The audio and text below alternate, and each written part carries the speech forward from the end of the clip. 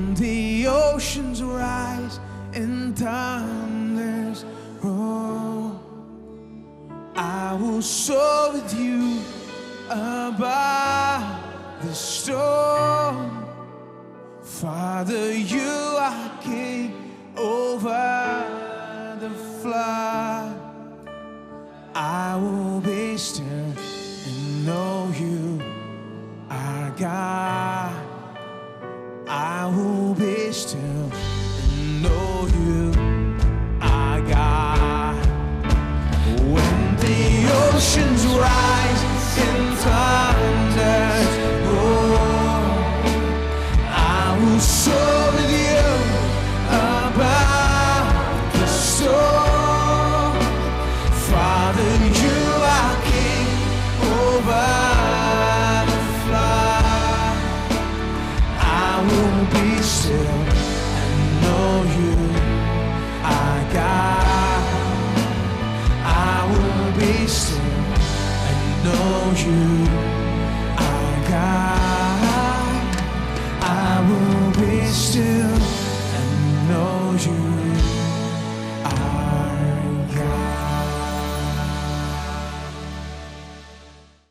Pastor Sam चलुदरे के द्वारा चलाए जा रहे फुल गॉस्पल बाइबल कॉलेज में सेवकाई के प्रशिक्षण के लिए एडमिशन्स अभी आपके लिए उपलब्ध हैं। यहाँ छात्रों की आत्मिक उन्नति के लिए पुस्तकालय में 3500 से ज्यादा पुस्तकें आपकी उन्नति के लिए उपलब्ध हैं। कक्षाएं अंग्रेजी में लिए जाएंगे और वैकल्पिक अनुवाद हिंदी, तेलुगु और तमिल में हेडफोन के माध्यम से आपके लिए उपलब्ध होंगे। स्थानीय छात्र डे स्कॉलर के रूप में यहाँ पढ़ाई कर सकते हैं और भारत के विभिन्न राज्यों से आने वाले छात्रों और अंतर्राष्ट्रीय छात्रों के लिए सिर्फ पुरुषों के लिए हॉस्टल की सुविधा यहाँ मुफ्त में उपलब्ध है। कक्षाएं 13 जून 2016 से प्रारंभ होने वाले हैं। आवेदन पत्र प्राप्त करने के लिए तुरंत हमें संपर्क करें। हमारा पता है full gospel Bible college, post box number 494, Chennai 7। और अधिक जानकारी के लिए स्क्रीन पर दिखाए जा रहे फोन नंबरों पर हमें संपर्क करें।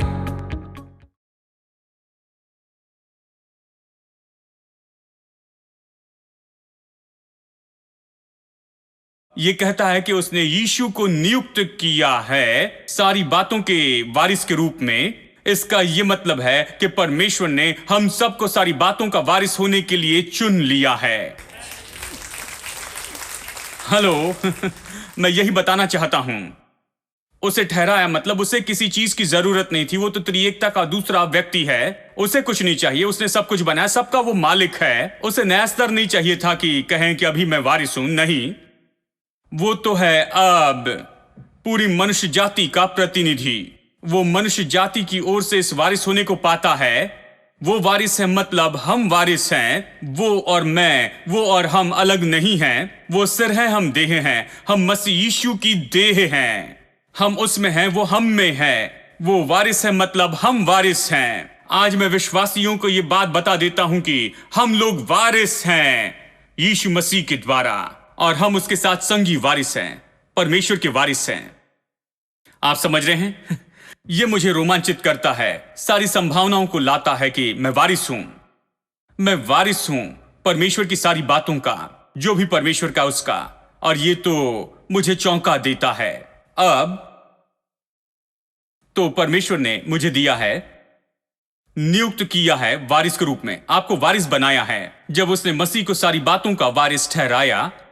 इसका मतलब है उसने आपको ठहराया है, हमें ठहराया है वारिस के रूप में उसके साथ में सारी बातों पर। और इसीलिए रोमियो 8:17 में हम पढ़ते हैं, यदि संतान है तो वारिस भी, परमेश्वर के वारिस और मसीह यीशु के साथ संगी वारिस हैं। खुशी है कि उसके साथ रखा क्योंकि हम कभी नहीं गिर सकते। उसके साथ रखा सुरक्षित रूप में क्योंकि उसमें सब सुरक्षित है। उसके साथ में रखा क्योंकि वो सब कुछ ठीक रख सकता है, सब कुछ अच्छे से चला सकता है। आमीन। ठीक है, तो परमेश्वर ने हमें वारिस बनाया है। इसका मतलब यह नहीं कि वारिस इसलिए बनाया कि हम बस भिखारी जैसे जिए। उसने हमें वारिस बनाया ताकि हम सब कुछ वो ले सके जो उसने दिया, उसका आनंद उठा सके।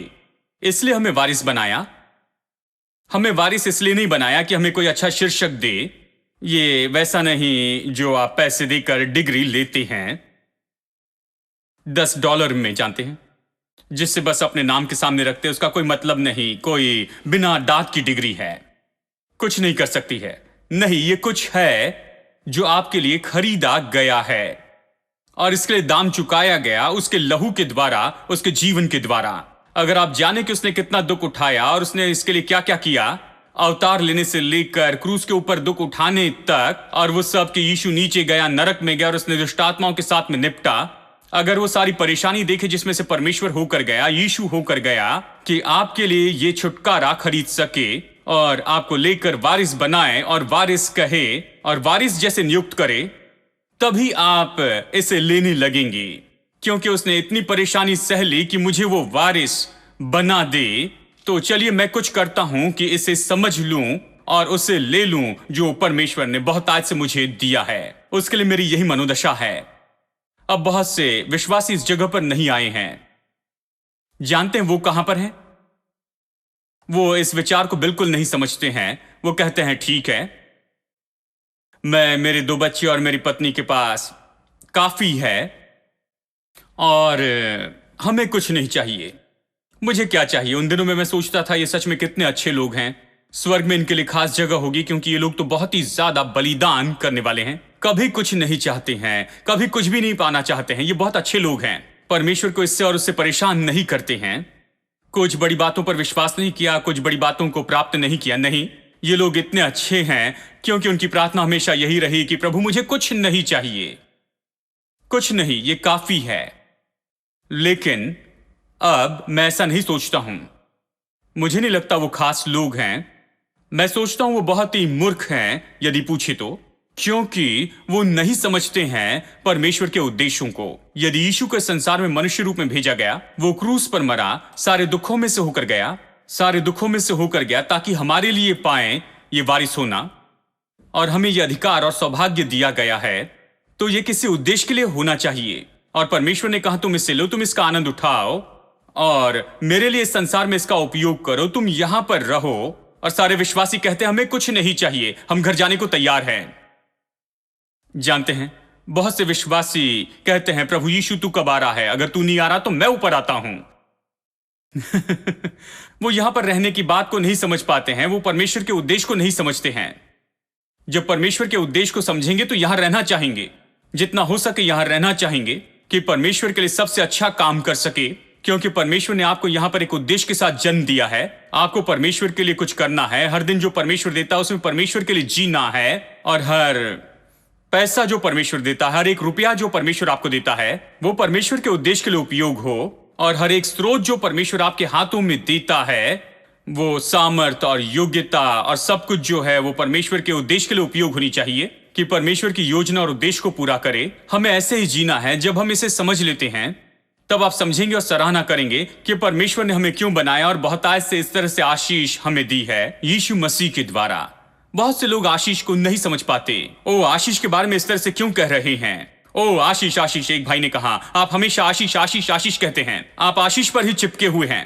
प्रभु का धन्यवाद कि मैं चिपका हुआ नहीं किसी और चीज पर, कम से कम आशीष पर चिपका हुआ हूं। हां, मैं आशीष पर चिपका हुआ हूं, क्योंकि ये विचार तो मुझे पूरी तरह से पकड़े हुए हैं। यीशु क्यों मरा? बाइबल कहती है कि यीशु इसीलिए मरा कि अब्राहम की आशीष मुझ पर आए, इसलिए वो मरा। तो मैं इसे पाऊं, इसलिए अगर वो मरा तो मुझे इसे समझना होगा। अगर मुझे ये देने के लिए वो इतने दुखों में से होकर गया तो मुझे समझना होगा कि उसने ये क्यों किया है। अगर मैं ऐसा नहीं करूं तो ये परमेश्वर का अपमान करना होगा, उसके कामों का। तो ये तो बहुत ही बहुमूल्य है कि वारिस हो और मसीह के संगी वारिस हो। अब बाइबल लीगल डॉक्यूमेंट है। यह हमें बताती है कि हमारा क्या क्या है प्रभु की संतान होने के नाते। बहुत से लोगों में यह विचार नहीं है और इसलिए बाइबल पढ़ने में दिलचस्पी नहीं लेते, प्रभु वचन पर वो मनन भी नहीं करते हैं, वो बाइबल के प्रचार के बारे में कोई बड़ी बात नहीं देखते हैं, और चर्च उनके लिए केवल एक विधि है। कहते प्रचारक इसे छोटा रखें और बस 10 मिनट में इसे खत्म कर देते हैं, और वो चाहते हैं कि बस 10 मिनट के लिए आप उनके सामने कुछ कर दिखाएं, उन्हें अच्छी कहानी बताएं और अच्छी कविता सुनाएं और उन्हें घर भेजे फूलों वाले शब्दों के साथ। और मैं ऐसे लोगों के लिए प्रचार करने से इनकार करता हूं, जानते हैं, क्योंकि मैं ऐसी बातों का इनकार करता हूं। जानते हैं, मैं ऐसा प्रचार नहीं करूंगा, क्योंकि बाइबल के साथ में ऐसा व्यवहार नहीं होना चाहिए। बाइबल को जांचना है। देखिए, कहीं अगर कोई धनी मर जाता है, कोई परदादा जो धनी थे वो मर जाते हैं तो मृत्यु पत्र पढ़ते हैं, तो कहते हैं कृपया करके आप आइए 7 बजे आज हम मृत्यु पत्र पढ़ेंगे। तो क्या आप कहेंगे नहीं आज मुझे बिलियर्ड्स खेलने जाना है? नहीं, शायद आप सुबह 5:30 बजे उठ जाएंगे और आप इस तरह से कहेंगे मुझे उसके पहले एक कॉपी देना, उसे पढ़ने के पहले मैं उसे पढ़ूंगा और निश्चित करूंगा कि मैं सब कुछ समझ लूं, और आपके साथ में लड़ने के लिए आप कुछ लोगों को साथ में लेकर जाएंगे। हेलो, लगता है आपको कुछ पता नहीं है। आप सब कुछ लेना चाहते हैं क्योंकि आपके दादा ने कहा कि मैं तुम्हारे लिए कार छोड़ के जा रहा हूं, ये जमीन छोड़ के जा रहा हूं, वो घर और ये और वो तुम्हें देता हूं। यदि नहीं है तो जानना चाहते हैं कि क्यों नहीं है। आप हर एक छोटी लाइन को पढ़ना चाहते हैं, हर एक चीज वहां पर बहुत ही अर्थपूर्ण हो जाती है। मृत्यु पत्र का हर एक भाग बहुत महत्वपूर्ण हो जाता है। आप एक पन्ना निकाल कर फेंक नहीं देते क्योंकि वो महत्वपूर्ण नहीं है। नहीं, आप उन्हें ऐसे छोड़कर नहीं पढ़ते हैं। फिर भी लोग बाइबल इस तरह से पढ़ते हैं, भजन 23 पढ़ते हैं, उसके बाद में फिर भजन 91 पढ़ते हैं, फिर उड़ाऊ पुत्र के बारे में पढ़ते हैं, अच्छे सामरी के बारे में पढ़ते हैं, बीच की सारी बातों को छोड़ देते हैं क्योंकि वो नहीं समझते हैं कि ये तो वसीयत है, ये तो टेस्टामेंट है, ये तो डॉक्यूमेंट है, लीगल डॉक्यूमेंट है जो हमें पूरा विवरण देता है कि स्वर्ग ने हमें क्या दिया है। ऐसा रवैया नहीं होता है। और इसलिए हम पढ़ते हैं 3 यूहन्ना वचन 2 में, प्रियो मैं चाहता हूं कि तुम सारी बातों में संपन्न होते चले जाओ जैसे तुम्हारा प्राण संपन्न होते जाता है। प्राण का संपन्न होना मतलब मन, इच्छा और कारण बनाने की योग्यता। जैसे आप वचन को पढ़ते हैं, इस पर मनन करते जाते हैं और समझते हैं कि आपको क्या दिया गया है, तब आप देखिए यहां समझते हैं कि आपका क्या है और आपको जीवन में क्या होना है। आप तो उसे लेने वाले होते हैं उन सारी बातों के जो सारी आपकी हैं। ठीक है, तो यीशु मरा, उसने सब कुछ खरीदा, हमें उसका मालिक बनाया और सारा विवरण इस किताब में लिख दिया और फिर इस किताब के लेखक को हमारे दिल में रख दिया कि हम कोई भी गलती नहीं कर सके और कोई प्रचारक हमें रास्ता न भटका दे।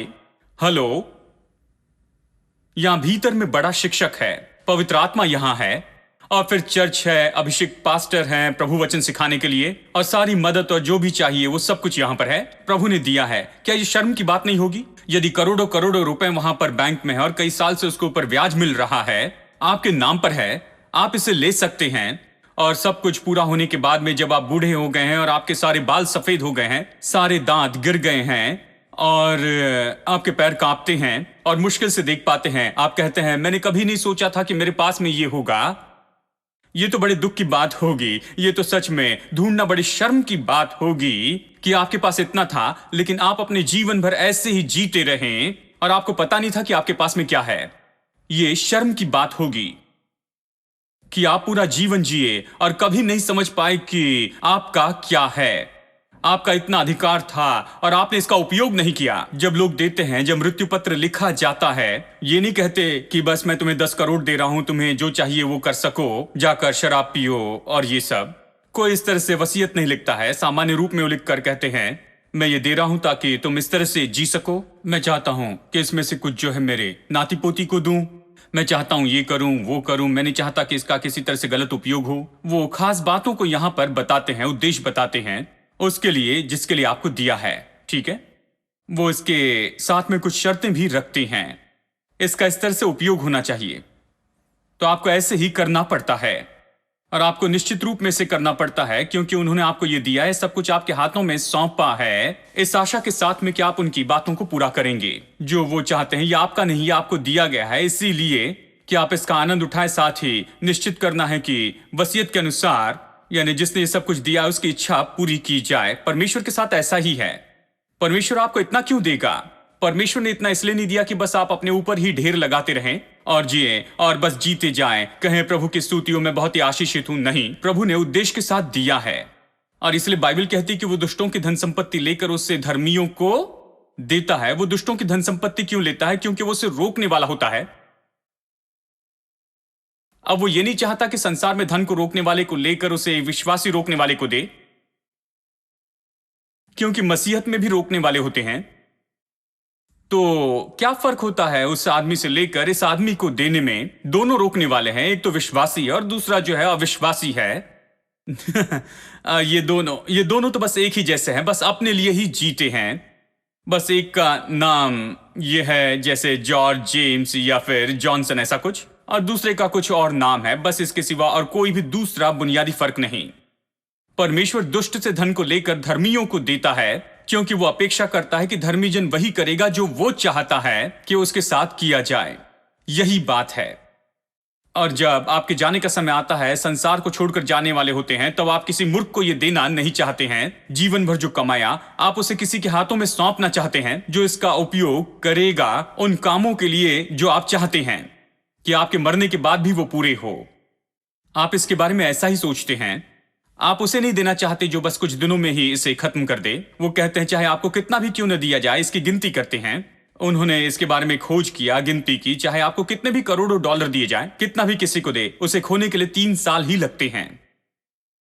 यदि वो मूर्ख है तो आप निश्चित हो सकते हैं 3 सालों के बाद में वो सड़कों पर होगा, शायद पहले से भी बुरी दशा में, अगर मूर्खों के हाथ में देते हैं तो। लेकिन अगर आप उसके हाथों में देते हैं जो उसके उद्देश्य को समझता है, वो इसे लेता है और आपकी इच्छा के अनुसार वो इसमें खर्च करता है। ठीक है, परमेश्वर के साथ ऐसा ही है। परमेश्वर ने इसे दिया, ये महत्वपूर्ण है, और इसीलिए तो वो मरा और नीचे नरक तक गया और उसने छुटकारे के इस महान काम को पूरा किया और जी उठा, और जो कुछ भी देना था वो सब कुछ हमें दिया। और उसने हमें ये किताब दी, पवित्र आत्मा दिया, चर्च दिया, पास्टर, प्रेरित और शिक्षक दिए कि हमें ये सारी बातें सिखाएं, क्योंकि ये तो सच में बहुत ही महत्वपूर्ण है। जो कुछ भी वो चाहता है उससे वो करवाना चाहता है कि ये अच्छे से हो। तो हम वारिस हैं, संगी वारिस हैं, हम सामान्य लोग नहीं हैं। ये ऐसी बात है जो हमें बताती है हम इतनी आशीषित हैं क्योंकि जो कुछ परमेश्वर का है हम उसके वारिस हैं।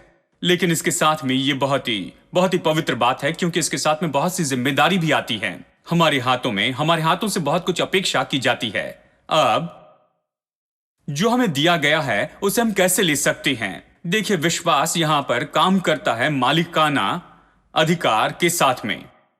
यदि आप जानते हैं कि आप मालिक हैं तो फिर आप उसे लेना चाहेंगे जो आप जानते हैं जो आपका है। ठीक है, मुझे याद है 1964 की बात है। मेरे पिताजी ने पहली कार खरीदी 2000 रुपए में।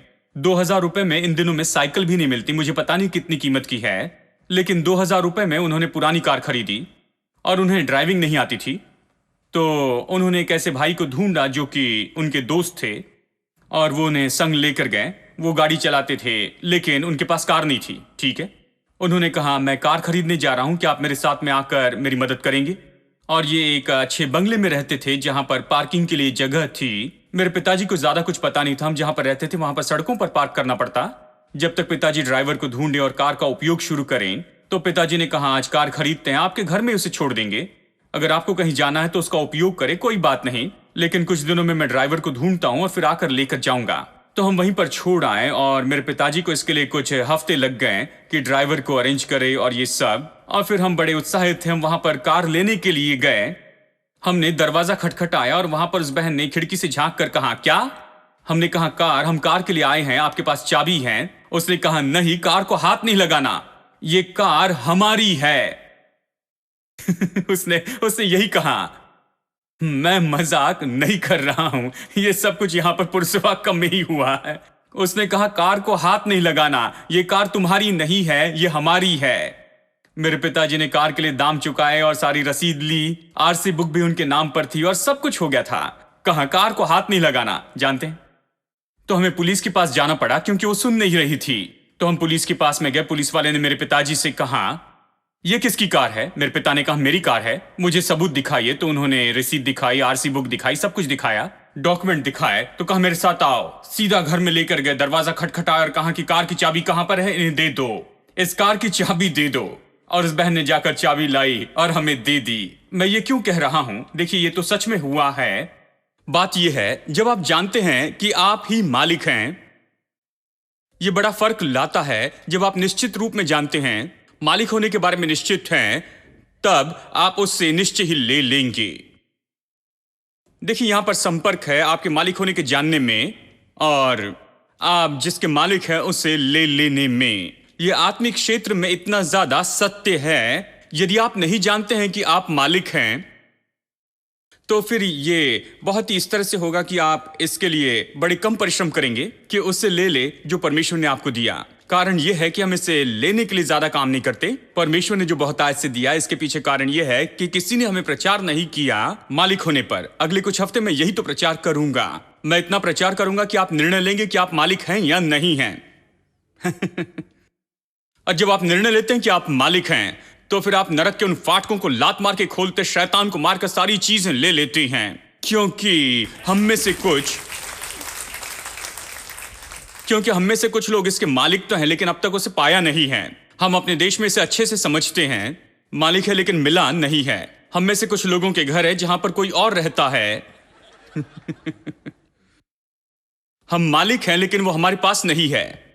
मालिक होना एक बात है और उसे ले लेना ये दूसरी बात है। कई बार आपको उससे ले लेना पड़ता है, सारे नैतिक तरीके का उपयोग करते हुए।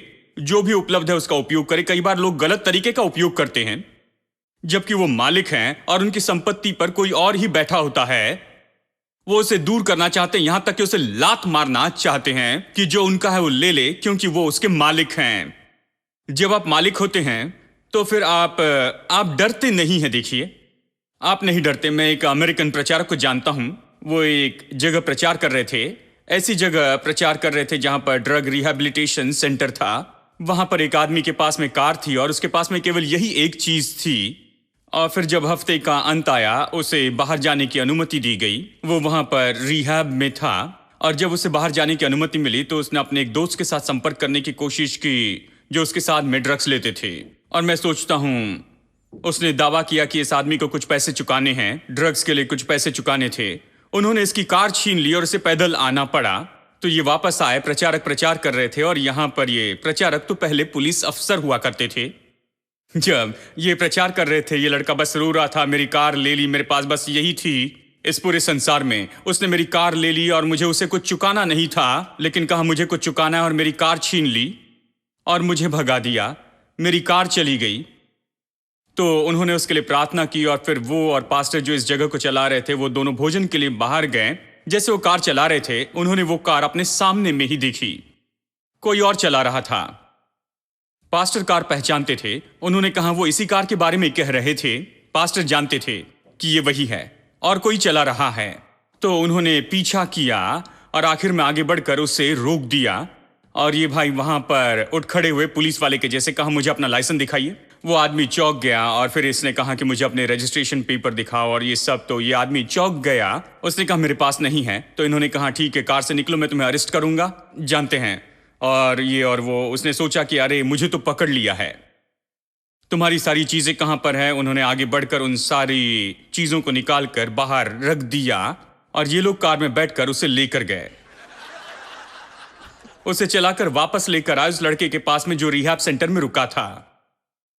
उसने कहा बड़े हिम्मत से इसे किया, क्योंकि हमारे पास डरने के लिए कोई कारण नहीं। ये व्यक्ति, ये तो पहले अधिकारी थे, ये सीधा वहां पर गए और उसे निकाल दिया और कार लेकर आए। हालांकि यह अनैतिक रूप में था, कार तो दूसरे के नाम पर थी, ये तो उसके मालिक नहीं थे, दूसरे व्यक्ति ने इसे ले लिया था। और हम यहां पर मालिक के बदले में यहां पर काम करते हैं। हम जानते हैं कि इस कार का मालिक कौन है, इसलिए बड़े हिम्मत से काम किया, बड़े हिम्मत से काम किया। हालांकि पुलिस वाले नहीं थे, हिम्मत से काम किया, सीधा कार ले ली। वो लड़का कहां जाएगा? क्या पुलिस में जाकर रिपोर्ट करेगा? जानते हैं, वो कार चलाकर लेकर और इस लड़के को दे दी। यानी जब आप जानते हैं कि आप मालिक हैं, जब जानते हैं कि आप मालिक हैं, तो फिर इन सारी चीजों को लेना यह मुश्किल नहीं होता है, क्योंकि आप अधिकार लेना चाहते हैं और आप बिल्कुल तैयार होते हैं कि देश के सबसे बड़े कोर्ट में जाएं और कोशिश करते सबसे अच्छे तरीके को और हर एक तरीका उपयोग करना चाहते हैं, जो कुछ भी आप जानते हैं जो आपका है उसे लेने के लिए, क्योंकि आप उसके मालिक हैं। पास्टर सैम चलुदरे के द्वारा चलाए जा रहे फुल गॉस्पल बाइबल कॉलेज में सेवकाई के प्रशिक्षण के लिए एडमिशन्स अभी आपके लिए उपलब्ध हैं। यहाँ छात्रों की आत्मिक उन्नति के लिए पुस्तकालय में 3500 से ज्यादा पुस्तकें आपकी उन्नति के लिए उपलब्ध हैं। कक्षाएं अंग्रेजी में लिए जाएंगे और वैकल्पिक अनुवाद हिंदी, तेलुगु और तमिल में हेडफोन के माध्यम से आपके लिए उपलब्ध होंगे। स्थानीय छात्र डे स्कॉलर के रूप में यहाँ पढ़ाई कर सकते हैं और भारत के विभिन्न राज्यों से आने वाले छात्रों और अंतर्राष्ट्रीय छात्रों के लिए सिर्फ पुरुषों के लिए हॉस्टल की सुविधा यहाँ मुफ्त में उपलब्ध है। कक्षाएं 13 जून 2016 से प्रारंभ होने वाले हैं। आवेदन पत्र प्राप्त करने के लिए तुरंत हमें संपर्क करें। हमारा पता है full gospel Bible college, post box number 494, Chennai 7। और अधिक जानकारी के लिए स्क्रीन पर दिखाए जा रहे फोन नंबरों पर हमें संपर्क करें। Enter his gates with thanksgiving, come into his courts with praise. Enter his presence rejoicing, singing great and mighty is his name. Praise him with the sound of the trumpet, praise him with the timbrel and harp. And every creature in heaven and earth lift the sound of praise, sing with all their heart. For the Lord is good, for the Lord is good, for the Lord is good, for the Lord is good, for the Lord is good, and his mercy endureth forever. For the Lord is good, for the Lord is good, for the Lord is good, for the Lord is good, for the Lord is good, and his mercy endureth forever. For the Lord is good, and his mercy endureth forever.